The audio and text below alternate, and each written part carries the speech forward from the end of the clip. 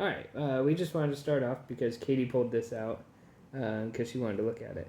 So this is the piece of art that we told you guys about yesterday. So that's the kind of skyline stylized for Firenze, Florence, with the little flower water, not watermark, but motif going through. So yeah, pretty cool. And then on today. And welcome back. So today was day 8. No, 7. Well, on my count, 8. Either way, 7th day in Italy, and our 2nd day in Florence. So we didn't do a lot of varied things today, but we did have a very full day. Yes. And a pretty stinking cool day. We both think that it was probably our best day yet. Yep. In Italy. So absolutely. What did we do today? Well, this morning we got up early, and we met a professional photographer here in Florence. His name was Ken, and we went around to all the different, the main attractions here in Florence, and got our pictures taken professionally. And he was excellent. Yeah, he was really good. He was a pretty young guy. I would say he's maybe my age, maybe a few years older. But yeah, he was really good. It was amazing, how well he navigated. Because we met him at 7:30. Yeah. So we were up early, but not so early that there was nobody around, and so it was just amazing to watch him navigate all of the people and the truck deliveries. And that's the other thing. So Florence is a little bit different than some of the other cities we've been in that the squares in Florence are drivable during certain parts of the day. So in the morning up until I think he said 9 o'clock, cars and delivery trucks and things like that are allowed to drive in the squares around the cathedral and things like that. To get their deliveries done, but then at 9 o'clock it's a no-go. It's a pedestrian zone. So it's just really cool to watch him navigate all the cars, and he would take our bags, and yeah, he was really good. And you got to have a little bit of fun with him. Yeah, I got to practice my Italian quite a bit, which was fun. So that was something that you kind of organized with him over a messenger. He had asked if you spoke any Italian, and he or you said yes, and so he kind of asked if you wanted to do some Italian while we were doing the photo shoot. So that was really cool. Great. But a lot of the interactions we've had with people, even though we speak a little bit of Italian, is they switch over to English pretty quickly because they know English. And so you haven't maybe necessarily gotten to practice your Italian as much as I thought you would. I thought you'd get to. So it was pretty cool to see that. Yeah. But yeah, so we did the photo shoot, which was a ton of fun. I think we get, so he'll send us all the photos. I think we're going to have him send it to us Friday. So he'll send us all of the photos Friday. And then we'll send him back 30 that we want him to edit, the ones we really like, and he'll do some color correction and stuff. Which I don't think he'll have to do much because he showed us some of the he showed us some just on his camera, and it was amazing. And then the rest, obviously we're going to keep all the files, so yeah, we'll be posting those when we get home. Yep. And then what do we do next? So the funny story before I tell you this. So before we went on our trip, we were on a walk in Park City, and Katie has this little gasp that she does when she has a good idea. It's very cute. But so we were going on a walk, and she does this little gasp, and I'm like, what's going on? And she's like, I think I thought of something. And that was I didn't think of something. What did you? Well, okay, no, I did. Keep going. Yeah, she's like, I thought of something. And I was like, well, what did you think of? And then she wouldn't tell me anything. She wouldn't say anything more than that. And she kept being real secretive about it. And she's like, I want to surprise you with something while we're in... Or, no, you didn't even tell me it was for our trip. Yeah. I surmised as much. Yeah.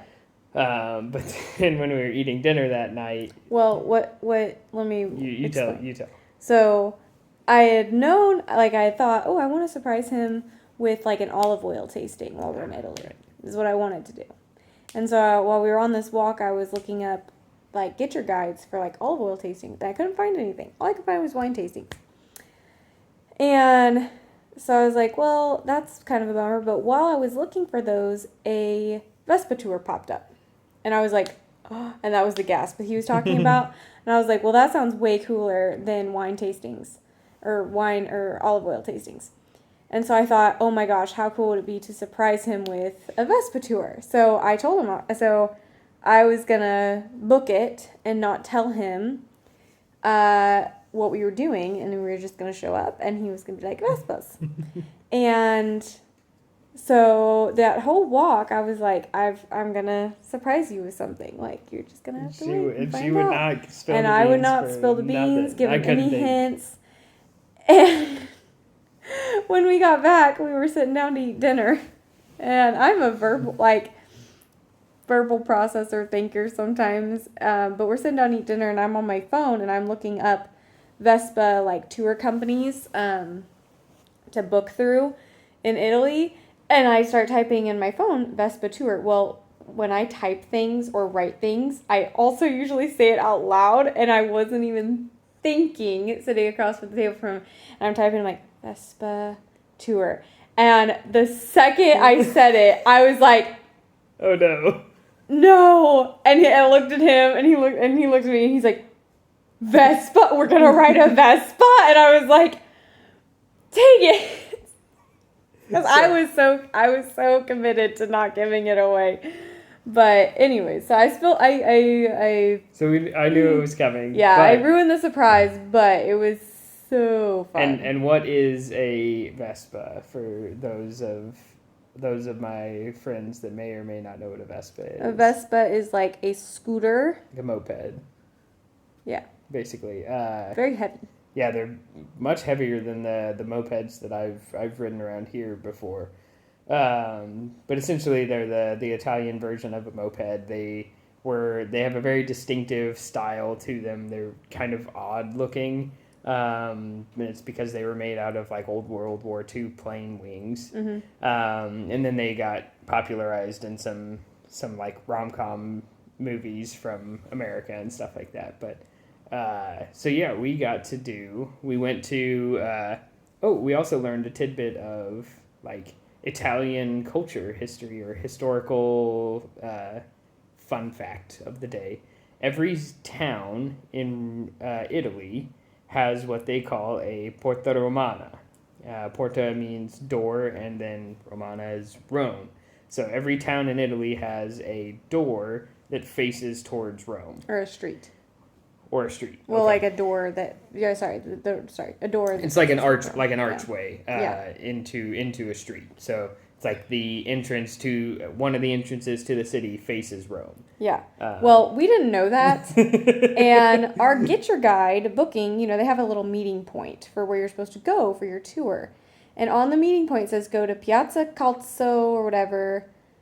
And stand and look for the Porta Romana, and there's a blue parking sign, and you're gonna stand there. I was like, and I'm in my head, I'm thinking, okay, this is like super clear instructions, like you can't miss it. So we're walking down this street, and I see a building, a business that has a door, and Porta is door in Italian, and it has a door that says Porta Romana right on the door with a logo. Yep. And I'm like, okay, perfect.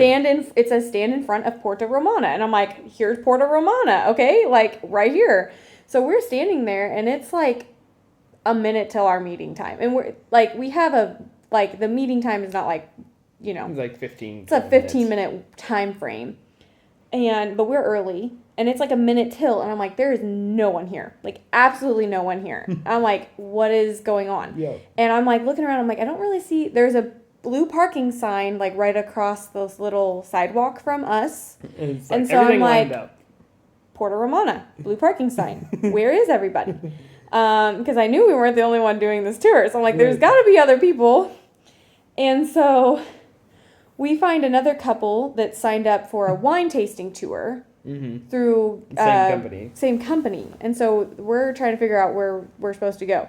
Well, we walk a little bit further, and it's kind of like across this parking lot under this big, giant arch. And there is a blue parking sign. But, like, as we're standing there waiting, I'm like, I don't understand why we're meeting here and not over there. I was like, because luckily we did find the place. Yep. But in my head, I was so confused. I was like, I even called, was going to call the people and ask. And I was like, I'm so confused. I was like, we're standing in front of Porto Romano, but why didn't we meet in front of Porto Romano? I don't understand. Then, after we got all checked in, our guide was talking, and she's like, here's a little bit of fact. And she's like, here's the Porto Romano. And she, like, points to the arch. And I was like, and then she explains that it faces, I was like, oh, it's a landmark.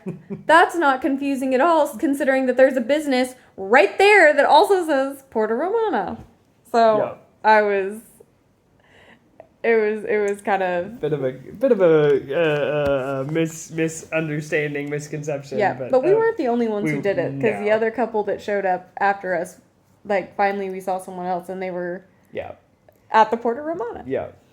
So yeah, we met at this little archway, and then we took like a 5-minute walk to where they had a charter bus that took us up into Tuscany, and oh my goodness, pictures do not do Tuscany justice. Nope. It is absolutely gorgeous from every angle. The wine, the vineyards mixed in with the olive groves. Oh, it's amazing. Yep. So we were on the same bus with the people that were doing the wine tour. So they were basically just on and off of a bus at different vineyards, drinking wine. Meh. Boring. Boring. But so we got dropped off at a little place called Tuscany on Wheels. Yeah. And it is a little shop that rents out Vespas. No, like a tour. Like a tour, like tour company. Like a tour guide place or tour facility, and they rent out these Vespas, and they have a tour guide that guides you on a Vespa tour through the hills of Tuscany, and it was a little interesting. So, like I said, I've ridden some scooters back home, but most of them were pretty light and like they maneuvered pretty easily. Vespas are very heavy for as small as they are. And so when you're turning, like the turning is much less leaning and much more like using the steering column. Like you have to use the steering column a lot more. And so one of the things on the listing that you booked said like you have to have previous moped or scooter experience, and that there was a driving test. Like, and if you failed the driving test, like they wouldn't refund you. Like you need to know what you're doing to be able to do this, which I understand now. Because definitely if you were not experienced, you would not have done well. No. And so we go out to this little, just basically the drive into their parking lot, and he had me drive up and down the street, and it took me probably 2 or 3 tries to figure out how to really turn like a tight corner. Yeah. I could do, just straight down the road and lean to do small curves and stuff, but the tight corners got me for a little bit. But eventually we passed the driving test. He said, I'll be fine. I was a little nervous about that. Yeah. But eventually we got on our way, and we went out into the countryside, and we saw some of the vineyards and stopped at a couple places and learned some history. And man, it was just... The weather was gorgeous. It was probably 77, 78 the whole time, awesome. And a little bit of wind in your face. Oh, it was so much fun. It was absolutely breathtaking. So at the end of this tour, we stop off at, I can't remember the name of the place, but one of the famous vineyards in San Giovanese? No, Gimagno. Gimagno? No. We'll have to look it up. He made us say it earlier at one point in the day, didn't he? Gimagno, I think. Gimagno? Something like that. We'll look it up and put it in the comments or something. But it's a famous town in between Florence and Siena. And so there was this vineyard up there, and it's one of the famous vineyards for that area. And so at this vineyard, we did a like a meal, like a light lunch. So it involved the wine tasting, which light lunch for them. It was a 3-course meal. They don't do light meals here at all. At all. Like meals are an event. It's never just you slam some food in your mouth. And so it involved the wine tasting, which was I mean, neither of us are wine drinkers. And so as far as the wines that I've had, probably some of the best wine that I've had.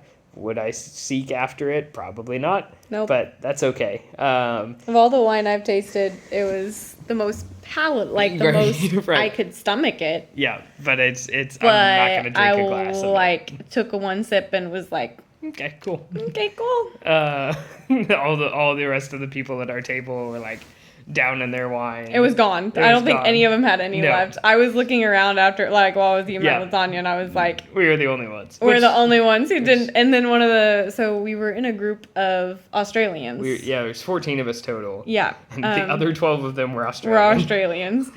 And which made for a really fun day, actually. And they, there was a mother and daughter, I believe. Mm-hmm. Nicole and Caitlin that were with us. And they were sitting right next to Corey and I, and they were like, "Why haven't you drank your wine?" And we're like, "Oh, we're not really wine drinkers, you know." Like, you booked a wine tour. You say that, and when you so it's really very dangerous in Italy to say that you don't drink. Yep. Because they're like, they just don't understand. What's wrong with you? It's not really a judgment thing. They're not judging you, but like they're judging you a little bit. A little bit, but like it's just like unfathomable to them. Like them, you have wine with your meal. Like they look at you and they're just like, what's wrong with you? Not from a place of like your like moral values or anything, but just from a place of like, this is what you do. Yeah. Like, don't you do this? So anyways, so it was like the other Australians like, you booked a wine tasting? And now we're here for and the we're Vespas. Like, we're here for the Vespas. I mean, we just wanted Vespas and good lunch. Like So besides the wine, we started with a traditional like Tuscan appetizer, which is some salamis and olives and fresh tomatoes and pepper filled with I can't remember what kind of a spread. Pate. With like a balsamic. They had a 30-year aged balsamic vinegar, which was amazing. Some pecorino cheese and so pecorino. Yeah, it was. It was a pecorino. Mm-hmm. It was pecorino. So really good starter appetizer, and then they brought out a stew. So good. That was they call it ribolletta stew, which means reboiled stew.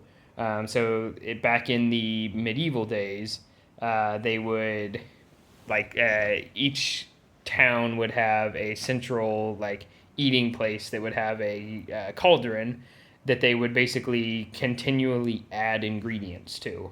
So it just never it never emptied. So as it went down, they would add more water, add more vegetables and things like that. So it was just continually reboiling. And so this is in that style. Mm-hmm. It was so good. And so then the main course was lasagna. With a truffle olive oil drizzle on top. Yeah, the stew had a spicy olive oil. It was like a pepper flavored. It was really good. But yeah, the lasagna had a truffle oil on it that was to die for. Yeah, the lasagna was unlike any lasagna I have ever eaten before. I don't know how or what they did, but the texture. So normally you eat lasagna and you can tell the different textures, right? Mm-hmm. You have your meat, you have your ricotta spread, you have your sauce, your meat sauce, your ricotta spread, and your pasta, and you mm-hmm. can tell when you're in your mouth, they're all different textures. Yep. But somehow it all just melted together. It was all the same texture. The pasta and the ricotta spread mm-hmm. was the same texture. The pasta was as soft mm-hmm. as ricotta cheese, but it was not soggy. Yeah. It was. It was just that tender. I don't It was I took magic. My first bite and felt like I I don't know. It was crazy. It was an out of this world. It was so good. Food experience. It was so good. And then for dessert, we had some biscotti. Yep. With a rosé, which was actually pretty good. Dipping the sommelier told everyone to dip their biscotti in the rosé. That was and pretty good. I was like, oh, okay, maybe. And I tried that, and it was actually just the biscotti dipped in it. Yeah. The rosé was good. Yep. But yeah, the biscotti was delicious. I ate a lot. Yeah, it was good. A lot of those. They brought out like baskets of them, and yeah, they were. The girl next to me ate like one or two, and I pretty much finished our basket for us. She like ate one, with her rosé, and then just finished her rosé, and I was like, biscotti. I just like kept going. It's like they were there for the wine. We were there for the. We were there for the food, but that's fine. So once we were done at the vineyard, took a couple photos. I think Katie posted one of those already. I think I posted all of them. Okay, and then we rode our Vespas back. Our Vespa had a little bit of a. Oh my goodness! So we're they in the are hills not of Tuscany. very like vroom vroom. Well, they were 50cc engines, so I mean. I think, Dad, I think it was the same size. I think your moped back home was a 50cc. So, I mean, you're doing good to hit 30 mile an hour on like flat ground, and we're in the hills. Yeah. So some of these hills were we were crawling. 2 people on our tour guide passed us at one point. He's like, Corey, give it gas, and we're like, we're giving it all it's got. Doesn't go any. Like we were like going up the hill like 4 or 5, like 2, 3, 4 miles an hour. On the way back, there was one hill that we actually had, like Corey actually had to put his feet down and push it while accelerating. Yeah. To get it to go all the way up. So, but we made it. Nobody died. Nobody died. It was fine. We almost got hit by a tractor though. That was interesting. Turned it onto a dirt road where we stopped off once, and our tour guide just kind of cut the corner. And so I cut the corner after him, and then as soon as I'm cutting the corner, I look left and there's a tractor there. So I had to swerve around. So that was a test of my driving abilities, but we made it. We didn't die. Yeah, so then we made it all the way back to the little tour guide place, and they had accidentally locked the office up, and our tour guide did not have a key, so we had to wait there for our bus, but that was fine. It was no big deal. Then we hopped on a bus back to Florence, where we both took maybe a little 10-15 minute nap, which felt really good. And then we got some gelato. And we walked Ponte Vecchio again, because last night when we went to Ponte Vecchio, all of the shops, it was too late. All of the shops there's these little they're all closed. 6 foot tall wooden shops, and they were all closed last night. So we went back, and they're mostly jewelry stores, high end, Rolex. And, it was. Yeah. It was very overcrowded, and it's okay. Yeah. So we got some gelato and came home. Yep. And now we're packed up and off to where tomorrow? Rome. We get to go to Rome tomorrow. So as soon as we get into the city, we go to the Colosseum. Coliseum. Mixed Italian and English there. Yep. The Colosseum. So we've got a pretty full day tomorrow, and yeah, today was amazing I think my favorite. Yeah, today was awesome. The Vespa tour was very, very fun. Yeah, it was just so perfect. It was lighthearted. It was great. Yeah. So we had a blast.